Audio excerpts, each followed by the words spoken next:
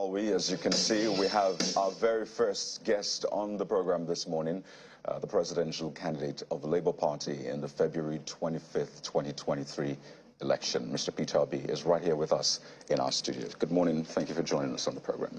Good morning. Thank you for inviting me. Well, it's good to have you, really. I know that the pre-election polls, I mean, a lot of them said something.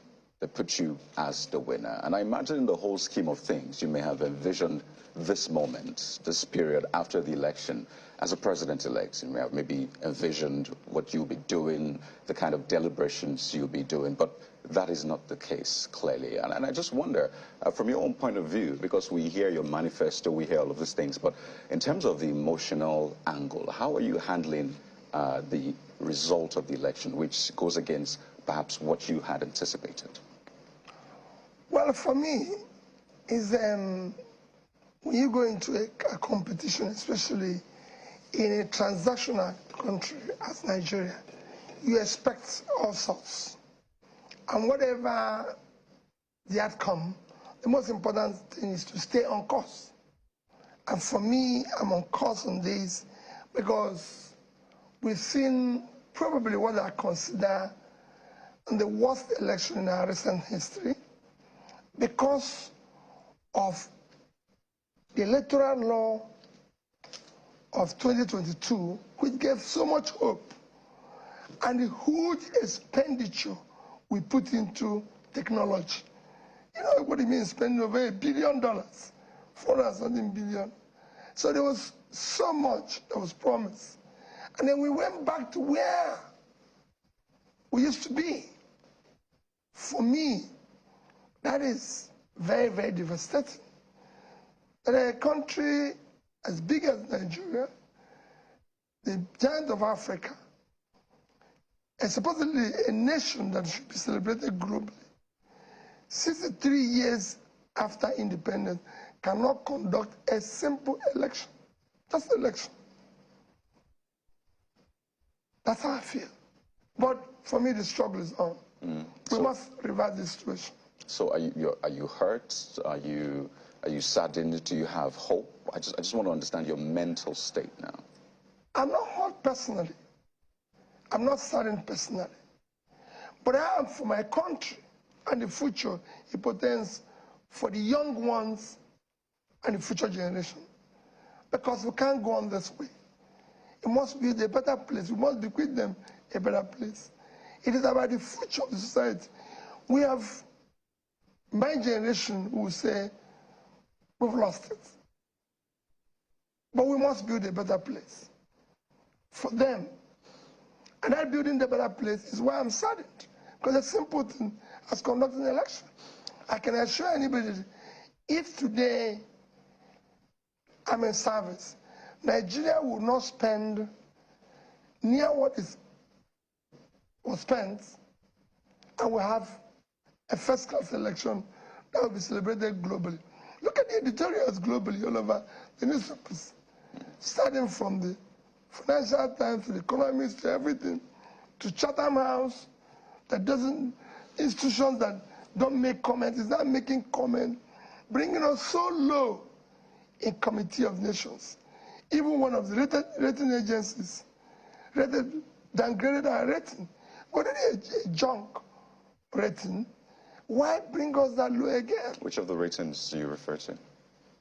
Let me remember. I remember it because of this, because I have quite a number of them. Okay, I just also want to understand, because this is not your first time participating in elections. I mean, you've participated in governorship, you've been a running mate, and a lot of people have spoken about previous elections. You think that this is the worst in the country's recent history? Yes, it is the worst because of, like I said, remember, I said because of the law, the 2022 law, that gave so much hope when it was passed, because all those loopholes and difficulties we used to have were taken care of. And then again, we invested in technology, which was supposed to make it seamless. And that was so much noise of from polling booth to server, and everybody would see it globally, and we advertised it. Go and look at the speech of the APC presidential candidate at Chatham House. Go and look at my own speech. Go and look at the speech of the INEC chairman in Chatham House. Everybody paid so much emphasis on the law and the technology. In fact, the APC presidential candidate said that the winner, that the BVAS is evolutionary, that the winner of next election requires an overwhelming mandate of the people to have the courage to be able to do the right things for the country. I've said the same thing. And the chairman of INEC said it will be there for the world to watch, that they can watch it from there. I mean, what else do you expect, guy? When you promise so much, and you didn't even meet the minimum. Mr. B, that's still the bone of contention here. I know that the national chairman of your party had seemingly passed a vote of no confidence on INEC, and INEC has painstakingly, through television appearances and press briefings, reassured that it has nothing to hide and that it will make documents available. Following all of those efforts by INEC, are you satisfied now? Have you been granted access to inspect the information on the BVAS machines used for the presidential election? Well, it's not our chairman of our party that passed vote of no confidence. Nigerians have. It's not chairman of our party. Everybody, including you, I'm sure, have vote of no confidence in them. You might not say it here. I mean, you can't be so sure, Mr. Everybody, I'm definitely sure you could see it. Whenever there's an election announced globally, what it does is that it uplifts the rating, the status of that society. But every newspaper, I mean, go and read the Punch editorial on Sunday. And this editorial, we have never happened before where we have bad editorial globally and internally, where people are saddened. Go to the airport. If you're not sure, but just when you finish this program, go out on the street and ask people, how do you feel? And they'll tell you. So Nigerians have passed vote of no confidence, not the chairman of Labour Party. An issue of BVAS and everything, we have legally, within the law, approached INEC requesting to inspect the materials on which they conducted the election. And I believe they are cooperating. Even when they said they will configure, they've said they are going to put it at the back-end server so that we'll be able, after the election. And for me, we don't want to disrupt the process, electoral process that is ongoing. We want to do things in an organized manner because at the end of the day, it's our country. But have you been granted that unfettered access now? It's just 2 days to... Yes, we've been granted that, but you know they're going to do elections, so they said when they finish the election, they'll give us the ABC, which for me is okay. Okay. Let them do whatever they want to do so that we can have, you know, and I pray that this one become better than the last one. Still on the election, it was a shocker that you won Lagos. And not one, at least I've heard two members of your party say that the votes that went to the Labour Party from Lagos during the presidential election actually was about 900,000. And I'm just wondering how believable that is, you know, if the accredited number of accredited voters is 1.347 million, and you know, what went to the presidential candidate of the APC, who, by the way, is also very popular in Lagos, is 572,606 votes. How possible is it that you would have secured about 900,000 votes in Lagos? So what would have gone to the presidential candidate of the APC? I can assure you that the position announced by INEC is false. It's not wrong. I don't know exactly what it would have been, but I can show you. But you have your results. Our votes are far more than that. These are not issue of contention, which I don't intend to say there, but our figures are far more than that. Because the matter is in court. And its matter is in court. So I'll leave it at that. What did we do? Because we campaigned and told the people the right things. And remember, my watchword is go and verify whatever I'm telling you. You can only draw from the past. We campaigned, told the people the truth, nothing but the truth. And they know that from our past what we're promising we're going to do. We wanted to build a new Nigeria where this Lagos will be a place and a financial center, not just for Africa, but probably the Middle East. We need a place that we will use to drive the change of Africa in terms of finance. And I'm part of that world. And the same thing is what we have done all over Nigeria. Because we have, the North would have been something where you have engine of pulling people out of poverty due to massive agricultural production that will lead to industry, that will lead to export. The East would have been a place, you can say, also of industries, I imagine, exporting also products, again, through the Port Harcourt, Akwa Ibom, Warriors, and you're doing the same thing here in Lagos. This country can be turned around as quickly as possible and become something everybody will wish to celebrate. I just wanted to be sure. I mean, your lawyers met with INEC some days ago, and the INEC chairman made that statement that there's nothing to hide. Has that changed the position, perhaps the trust? Because time and again, we saw the joint press conference after the election. Your party, the PDP, and I think the ADC had that joint conference. The chairman, you've said time and again that you don't trust this process. So that meeting, that was the initial. Do you now trust INEC? That was when we were starting it. If somebody had pronounced this what they pronounced, there's no way the trust evaporated. But they're not dealing with the lawyers. We are dealing with the lawyers. I don't go to INEC any longer. I'm not part of it. So has your trust been restored in INEC? Well, I believe the lawyers so far are satisfied. And if they are, like I said, the case is not in court. So it's no longer me trusting or not trusting INEC. There's now something between the two of us.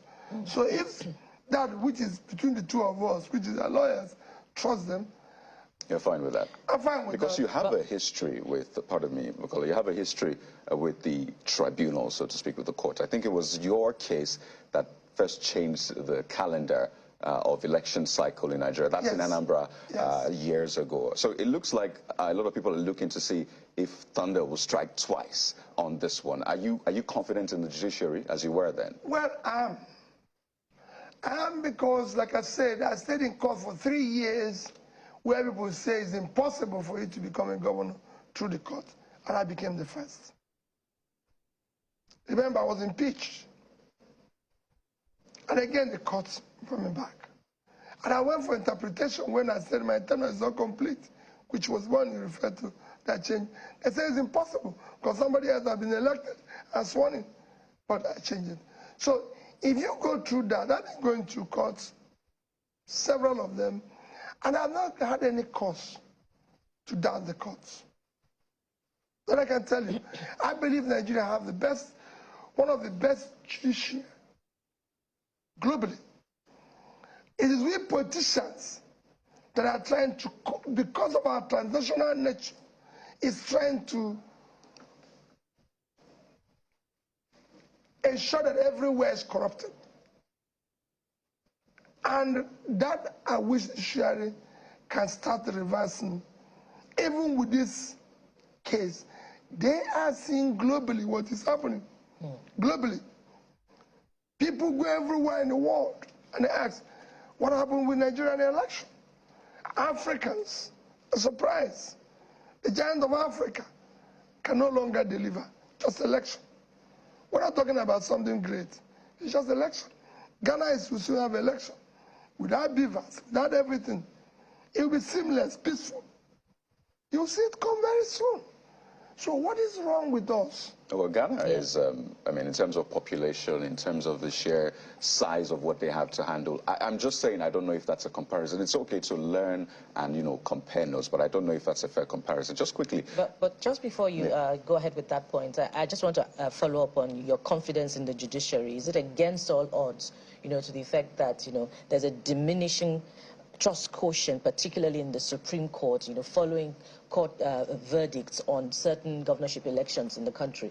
So are you still confident regardless of all of these factors? I don't go anywhere referring how the other people were treated. Irrespective of their controversial judgments recently, I have confidence that they know the country is collapsing. They know they have to help to build a better place for their children and carry them. Ghana, if you're talking about Ghana being much more... If it's fair to compare Ghana with Nigeria. India is the biggest and the most populous democratic country. India in my last count, have, I think, 912 or 900 plus registered voters, which is about 10 times that size of Nigeria. And India election participation, electoral process, is about 67%. 67% kind is about, again, above 600 million, I think about 611. If you divide that by 24 million, it's 25 times. Yet, the issue of, call it, problems associated with it is not more than 5%. So, it is a Nigerian problem. Indonesia, Brazil are all bigger in population. They too have challenges, but minus or plus 5%. And it's resolved very quickly. People can see it. What we are saying here is that we had a technology which we paid and advertised so much. How do you feel that your advertising channel is going to be great, things are going to work in channel and everything, and on the day channel is supposed to unveil it, channel now comes out and says, well, listen, we didn't know, or this is fine. Let's not go there. Well, let's go to Abuja now. My colleagues are waiting with more questions. Over to you guys. Yeah, thank you, Kaidi, and good morning. Good to see you, Mr. Peter Obi. Well, let's start. Let me just get your perspective on this. What is the current position of the matter you're pursuing? Because, yes, you have spoken about what you like to see in the long run, or what you would have loved to see with the process. What kind of feedback do you have from your lawyers now concerning how the matter is progressing? Is INEC complying with the decisions as handed out by the courts? You know, for me, it's the lawyers that will answer accurately about this. Like I said, there's not something between INEC and myself and the party. So, from what they've said so far to me, they say they are working with them. You know, I will not say, well, yes or no. But if the lawyers say they're working with them, that means they're working with them. And that I'm okay with. Okay, Mr. Peter Obi, good morning. I'd like to ask you, what key element would you say is the singular factor, or will I say if there are multiple factors, what would you say really stand out for you that make these elections the worst, as you have described them to be? Well, the issue of the so-called beavers, which have changed to basic value acceptable.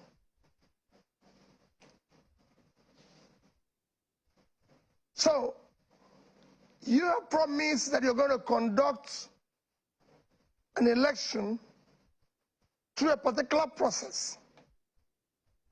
And that process failed completely. So that is it.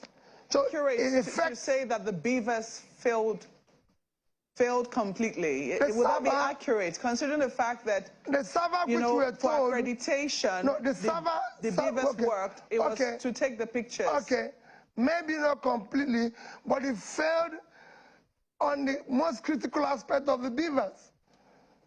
You know, it failed on. It's like a situation where you've been promised this fantastic three-course meal, and you came in with a little starter, waiting for the main meal, and they carried it away. So you can't say you have been fed, because the main thing was that going from the pulling unit to the server. That is the main meal. So they took away the main meal and said, okay, the BVAS have worked, because so you can't walk out and say the meal was fantastic, because after all, they gave me the little starter, and then the main meal was not served. And that's the IREV. That's it. The main thing was not there.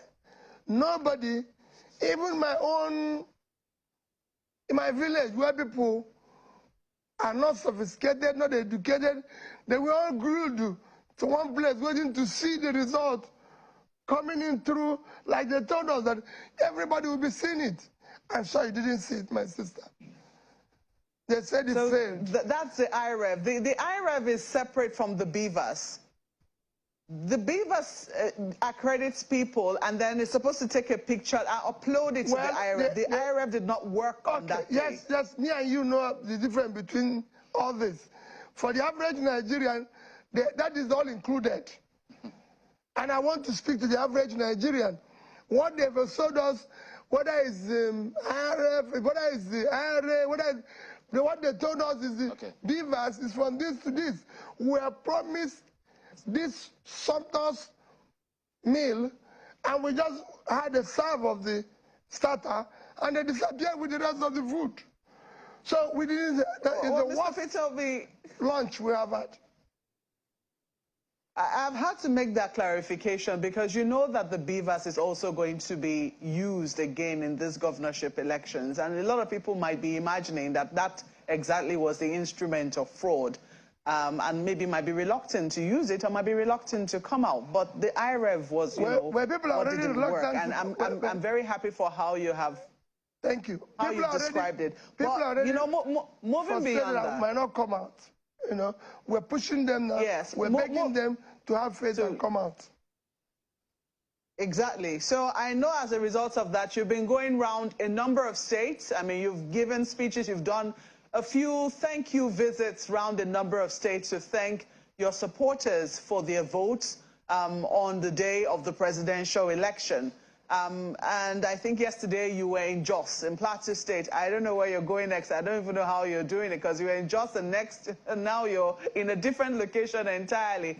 I'm wondering, what state would you be really keeping an eye on for your governorship candidates? Because some people within your party are saying, yes, we voted you because of your capacity and your competence, but we're not going to blindly vote Labour Party, you know, top to bottom in all cases if we're not confident about the candidates that your party is fielding. How are you going to persuade such people to, you know, continue to support the Labour Party and understand party politics, as the case might be?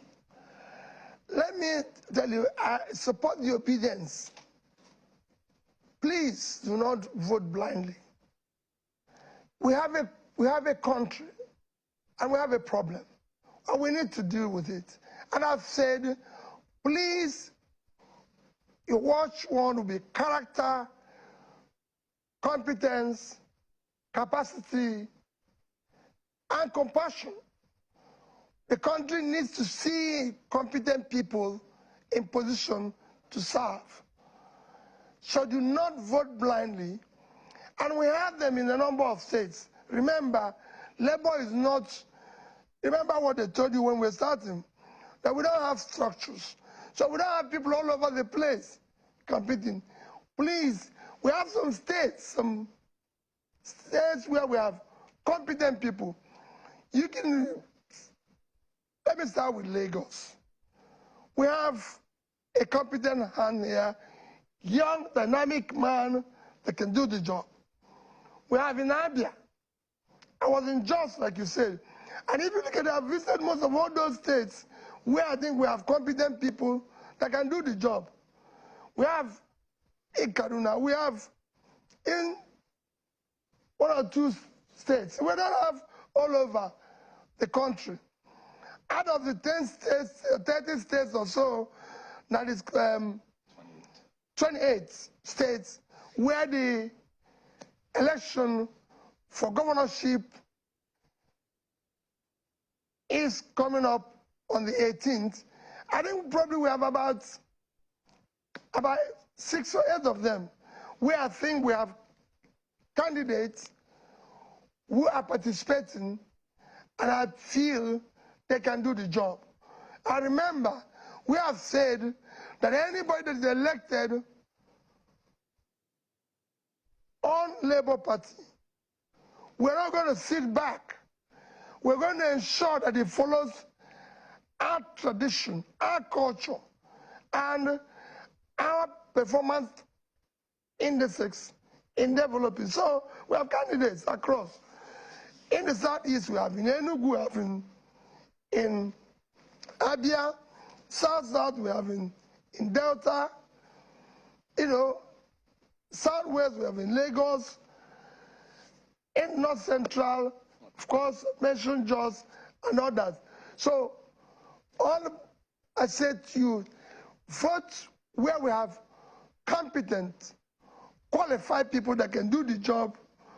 And in other areas, please do the same thing and ensure that the right things are done. Well, just one more thing from here. I mean, you ran a campaign that a lot of people didn't give yourself and your team a chance. People kept talking about the structures. Now, quite a number of them tell us they're thinking differently. Your campaign, the way it all came across, many like to see things go differently. But just to get your mindset on this, what is it that you like to see? I mean, you've spoken about you expect them to come out this Saturday and vote, expectations from INEC as well, also there as well. What immediate change would you like to see done? Because the Electoral Act didn't highlight certain things. They may have been in the guidelines which could change. I know that some persons had gone to court about the BVA, I beg your pardon, about the voter cards, them using the slip and not necessarily limiting everybody to the permanent voter card. Now, what would you suggest we do as a country or lawmakers look at this 10th Assembly such that we don't lose the enthusiasm that a lot of young people had coming out for these elections? Well, Chamberlain, I don't know what I can tell you, but I would say there needs to be done in the immediate or what is expected. But because why do I say so is that simple things becomes very difficult in this country. Like I said, it's just about the election. All I want to see in this country is that we have a government and the people believe in the rule of law, in following the guideline. If we say we're going to do it this way, let's just do it that way.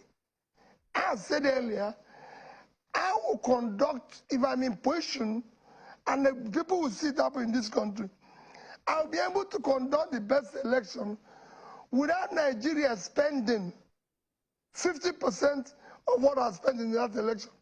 If I try to spend 25% of that. Because there's so many things we can do today with technology that we need to do. And other countries are doing it. We can't spend $1 billion and we're still talking about what do we need to do and what do we... There's a guideline. Follow that guideline strictly. Maintain it.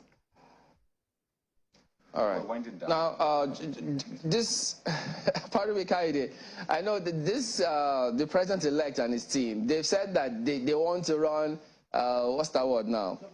government of national unity. What is it that you're willing to do? Because lots of people look up to you, Nigerians. They also want a better country. What would you be willing to do if you're called upon?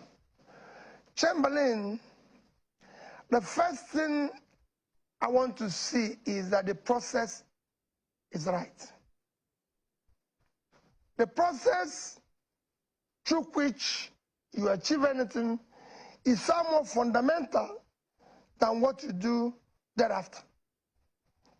I can't come into channel now where somebody has worked hard, all of you, build a team, work hard, and take it over, and then say, I'll run it better, increase your salaries, start doing things better than Chief Mama will do, and you say, that's right, but I didn't work hard for it. Let us go back first. I'm challenging the process and the declaration. Until we get it right, then we can talk about government of national unity. Otherwise, we will go and sit down and say that the people who stop the train and kidnap people also can call or invite us to discuss about peace and when they're helping people in captive. So you're not open to collaboration? No. Let's do things right. Okay. That's where we start. Until things are done rightly, you can't just go, we're encouraging what we don't need to encourage. Well, we know you have a busy schedule, as usual, and we need to let you go. So let's wind down on this.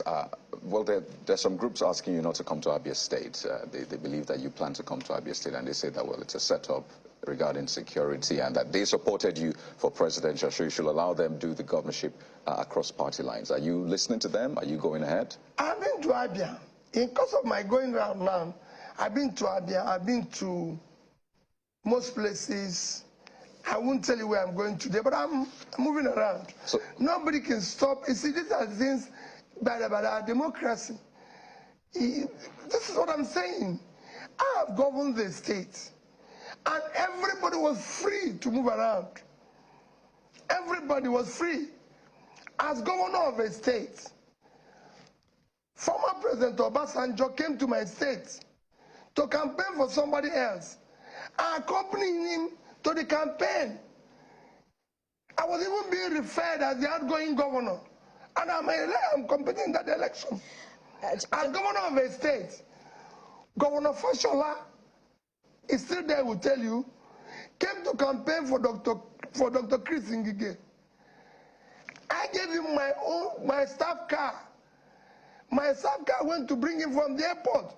They campaigned for Dr. Chris in a campaign that I am, because of them, that they have cancelled my own campaign. Because I said, all the vehicles I'll use, they have it. So let them finish and go. The next day I continued. Everybody was coming. That is the way it should be. This is a campaign. You know, it's like when people say, oh, what is happening in Lagos? I said, Lagos, all the contestants are Lagosians.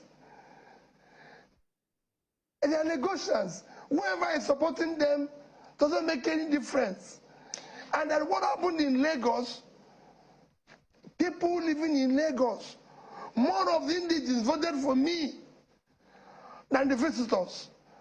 Let us please be able to do little things that can show that people who live here are human beings. Right. Just one for me, and as a straightforward question: should you be unable to prove that you won the election, are you returning in 2027 to contest again? Well, I won't say anything, but I can tell you, it's not a question of proving whether I won, It is a question of that the election had issues, and those issues will be sorted out in court. I'll be shocked if this country goes on with that situation. It will then stamp that it is a complete criminalized country. We can't allow it. We need to start unbundling this criminality And that's why people are calling about structure. When they were advertising structure or not structure, it is this criminality and fraud that we witness is what they're talking about. And we want to unbundle it for the sake of our children. It's always very interesting having you. Just to be clear, are you going to accept the outcome of the court, whichever way it swings? I won't say anything until when it happens. But you have... And I'll make my comments. You say you trust the judiciary. I trust the judiciary. I believe they know what is happening in society. They live within the society, and they will do the right things for the society. You know, we could continue this conversation, and I know you two, you can continue with us, but we have to let you go. And we really appreciate your time this morning. Thank you very much. Mr. Peter Obi, the presidential candidate of the Labour Party in the February 25th, 2023 election. Well, we'll go to a break now, and when we return, we'll be back with some more. Please stay with us.